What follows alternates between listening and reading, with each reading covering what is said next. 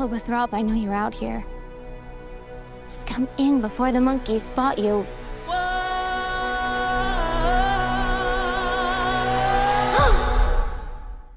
Mr. Jon M. It is such an honor to chat with you. It's so great to be here. Last year, for the first film, we got to speak with your DP, Alice Brooks, who is an incredible DP, by the way. I had a chance to meet her at Cinegear this last year. Nice. Amazing work. You know, the core of Wicked is so rooted in friendship. Could you talk about that friendship and that partnership with your DP and how that's evolved?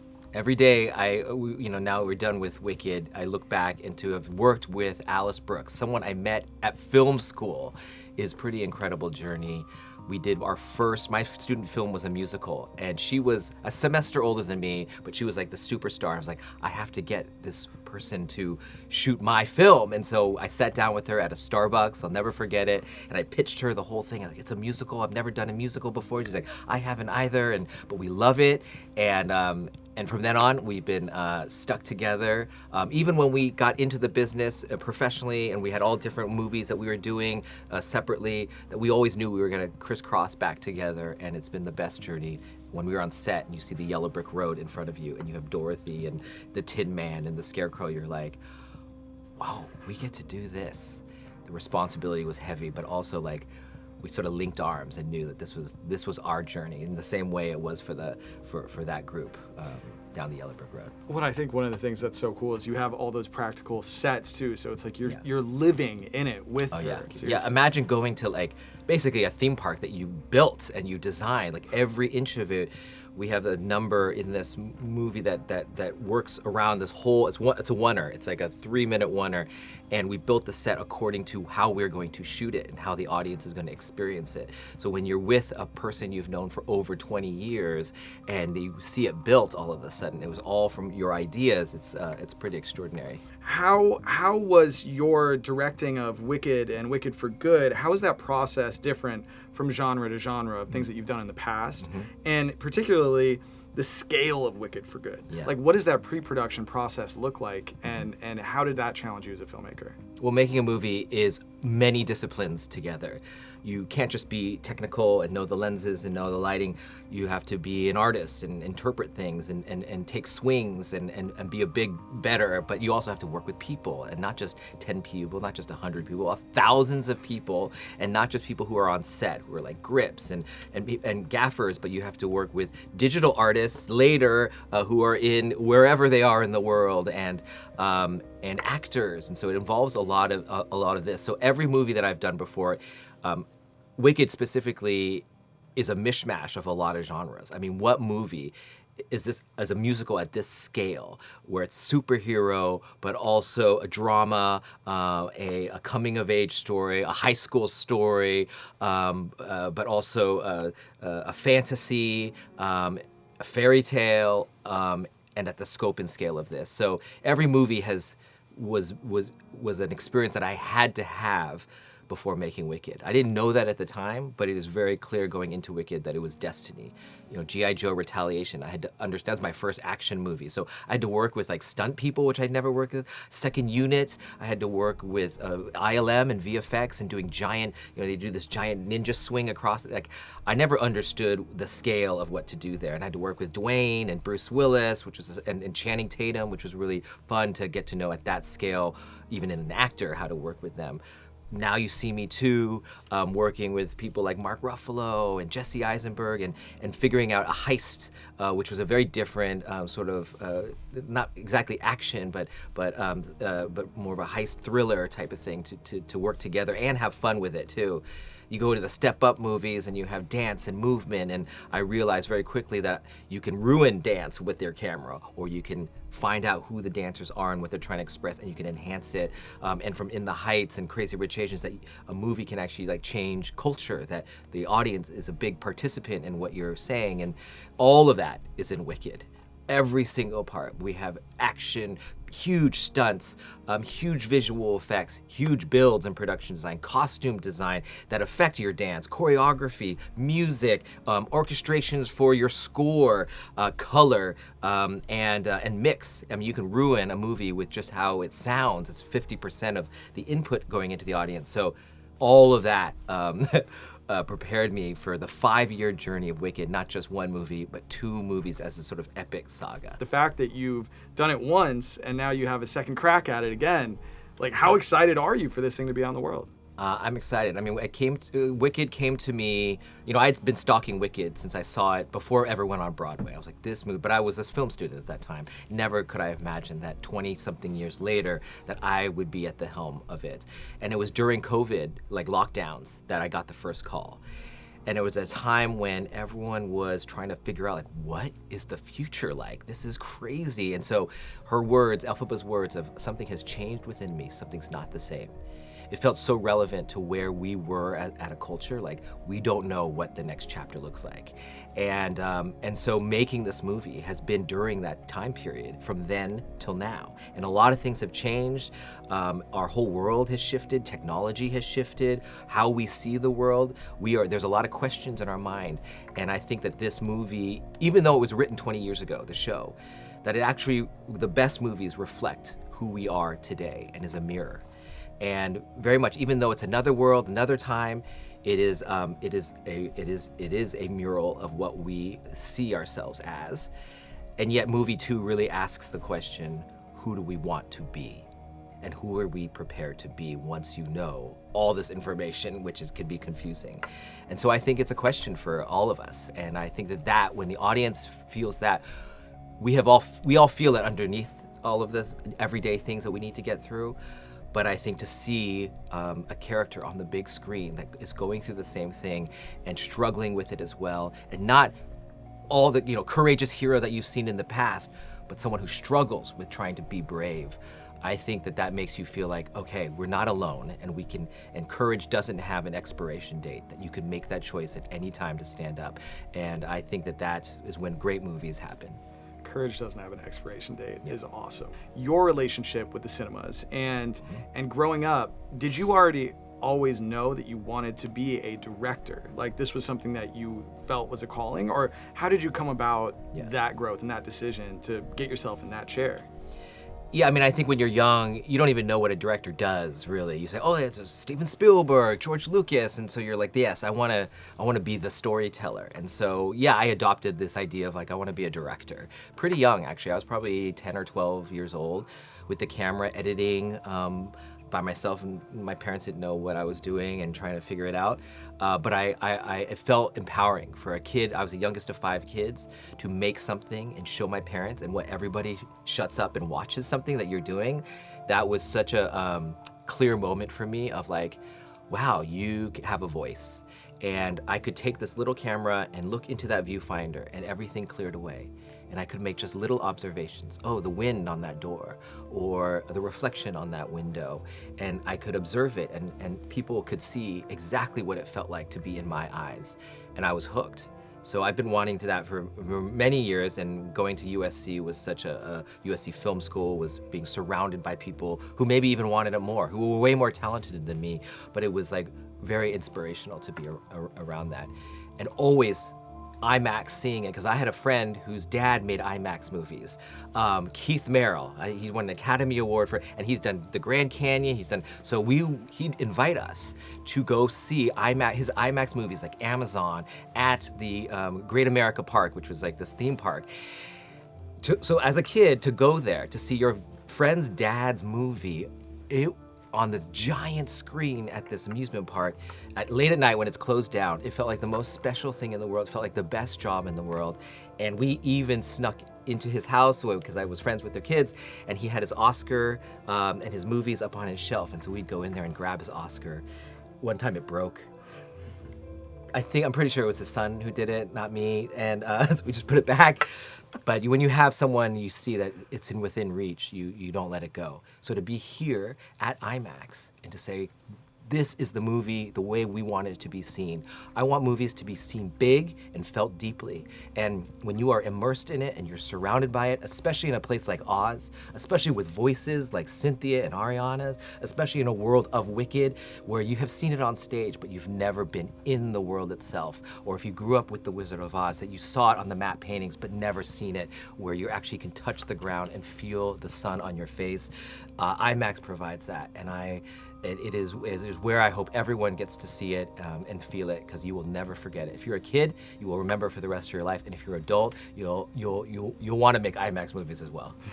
You put it, I mean, that's literally bravo, because that is, it feels like a full circle moment, even for you personally, to have had that experience and then grow up and be in this position. Like, that's the coolest thing. That's so inspiring. I'm actually inviting my friend's dad, Keith, to come see it. I should have done it here today, because this makes sense at IMAX. So we'll have to figure out when we can do that screening. That would be amazing. I'm sure they'd move mountains for you to do whatever you want. But don't tell him I broke his Oscar. Yeah, I didn't do it. I didn't do it. How did you fix the Oscar? I didn't do it. They put it back on the shelf. I was like, do you super glue that? I'm actually that's something I want to, I'll pick your brain after this about that. Could you talk about the decision to have the actors singing live versus lip syncing to playback? Because that's such a it's such a bold decision, but one that I think has paid off. Well, I think it starts with casting, because if you have a cast who actually can't sing, your answer is right there. Like, you're stuck.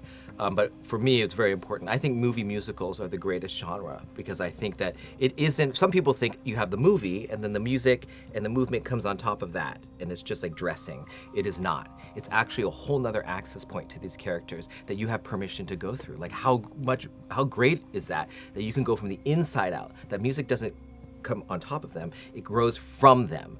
And if their words turn into melody, turns into lyrics, that is where music is most powerful. It's why we can listen to an album and it becomes ours. And so it had to become a part of these characters. And again, these women are the best singers in the world, singers of this generation, that they could, and because they're great actors too, that alchemy of being able to walk from dialogue into sound is so important, because the audience, whether they like musicals or not, it doesn't matter. You can watch this movie and you can get swept up in the emotion because it is seamless. And so that had to be live. I didn't know that specifically going in. I had options going in, but when the girls would do these scenes, it would be very clear that it is how they carry us in that was so critical to this movie and the tone of this movie. I feel like, to your point earlier about immersion, like when you're getting swept up through that, like this quality, it just immerses you in emotion as well, right? Like that's one of the things that I think is so beautiful about the theatrical experience, and why it's something that's so important to keep coming back to, because that's how you're actually going to feel every emotion that you have intricately placed throughout this film. Totally. And I think that that's what's different than even theater, that you can be so intimate with somebody. You can be 2 inches from their face. You can hear their lips move when they're singing a song, and they don't have to project to the back of the room.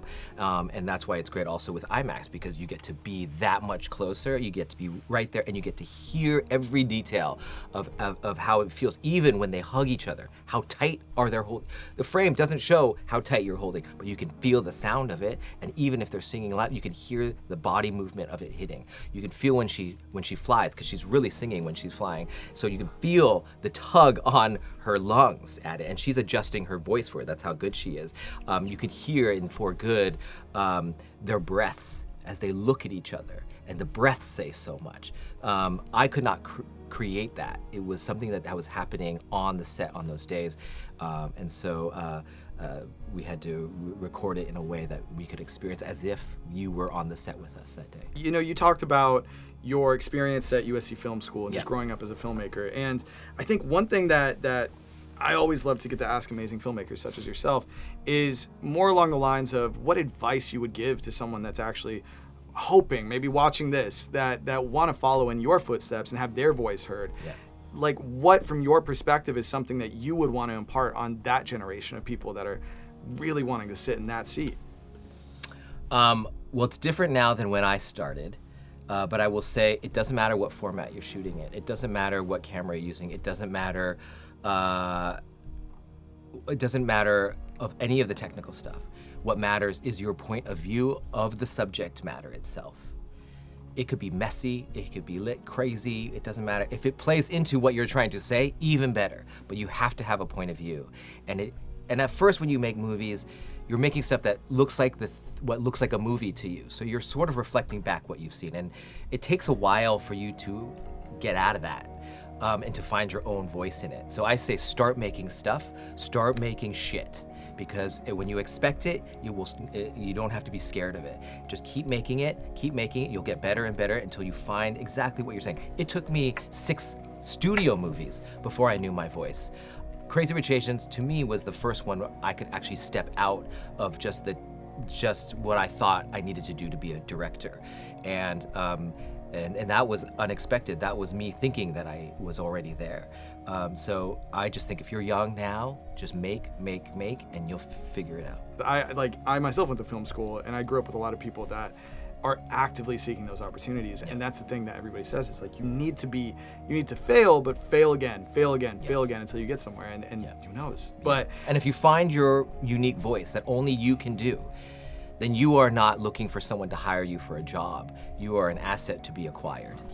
And that coming into getting a movie in that position is much stronger than just begging for a job. And by the way, begging for a job is okay for maybe certain steps of don't be very patient with your journey. It's a long journey. You can't the only way to get better at making movies is to make many movies, which means you have to survive lots of failures getting there, which means you have to make movies that are your big opportunity that don't necessarily work out.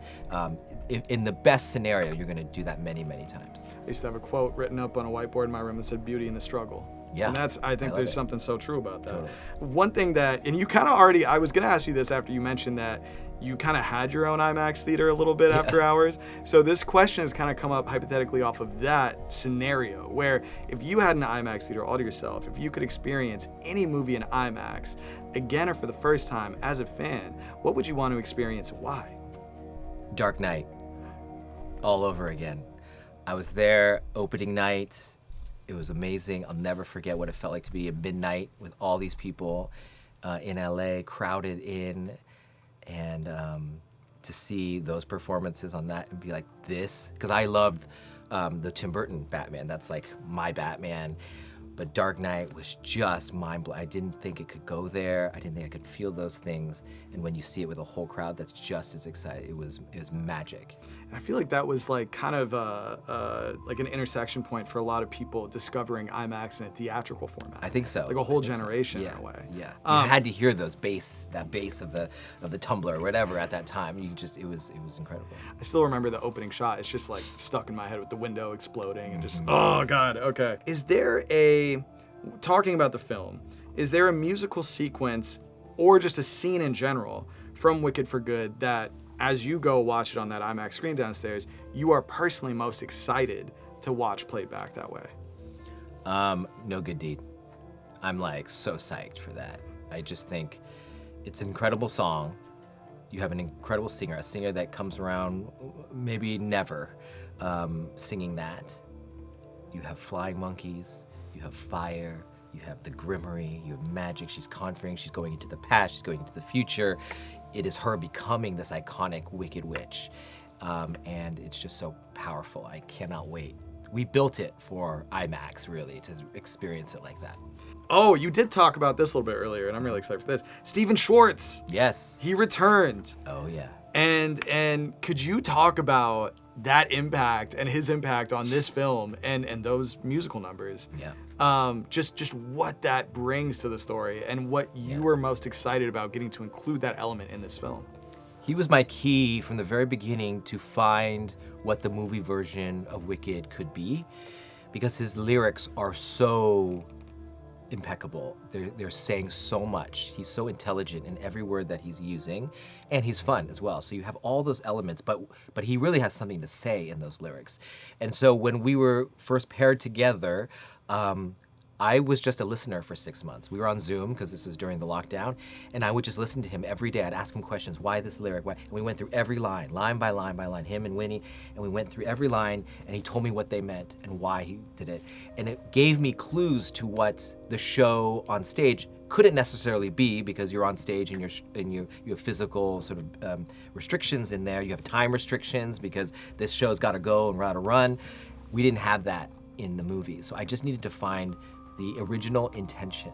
And when I would listen to him about this original intention, about feeling othered, about being the outside, about finding home, about accepting your home, about friendship, it became, the movie became very clear to me what we needed to lean into and what cinema could do that the stage could never do to provide for his songs. It also gave me a great map for these characters that I had never understood, levels that I never understood. And then it happened to be that we needed some extra songs, because when you go down the emotional path of these characters, you realize there's some gaps. And you're like, you could do this in dialogue, but the language of this is music. And he was so down, and he already basically had like the concepts behind them, because he was so involved with our production about it. And when we first hired the girls, not a lot of people know this, but because we couldn't all meet in person because of COVID, the first time we all came together was my house. We had a dinner at my house, and my kids were running around, and I brought some concept drawings of what the costumes could be. And we sit down after dinner. There's a piano stand right there, and Schwartz was like, "Should I play?" We're like, "Yes." So he started playing, and he first started playing the songs that he wrote for them, the original songs. No Place Like Home for Cynthia, and Girl in the Bubble for Ariana. And they got to hear it for the first time in front of us. And after that was done, he was like, "Should we try For Good?" And the girls had not rehearsed this, they had never been, and he played For Good, and they sang together for the first time. And that, first of all, I dragged my kids out of their beds. "You're listening to this, you're not gonna miss this." And as soon as they sang together, I knew. It was like, the world does not know what they're about to get in this gift. I just got goosebumps, Jon. I just got goosebumps. That's so cool. That's just so happens, iconic. I didn't have a piano at my house. My friend who was starting to move it, because I was moving to London to go shoot the movie, my friend was about to move in, so they moved their piano in there. So I need to buy that piano, because that piano is way too valuable now. That piano is like history. I know. That's seriously. insane. That's so cool. Don't tell them. I gotta buy it first. Don't tell them. Oh yeah, we'll strike that. Don't. Yeah, buy it before the movie comes out, please. My last question for you, sir, and really I have to stress how much of an honor it has been to chat with you, picking your brain about this and this film. It is a cultural moment, and I'm just excited to get to chat with you about it. Why should fans, from your perspective, why do you want them to experience Wicked for Good on an IMAX screen? If you loved the first movie and is deep in your heart, and you want to experience this movie at its fullest, and you want to finish this era, this chapter, and experience Oz like you've never experienced before, experience these voices like you've never experienced before, this journey where Wizard of Oz and Wicked collide finally, and for the biggest send-off you can bet, this is the way it was meant to be shown. This is what it felt like to be shooting with these women there. This is what it felt like to be on this 5-year journey with, I got 3 kids from this journey itself, no twins. If you want to watch it with the most expansive color and sound, and in the shadows and in the light at its furthest, this is the way to see it through IMAX.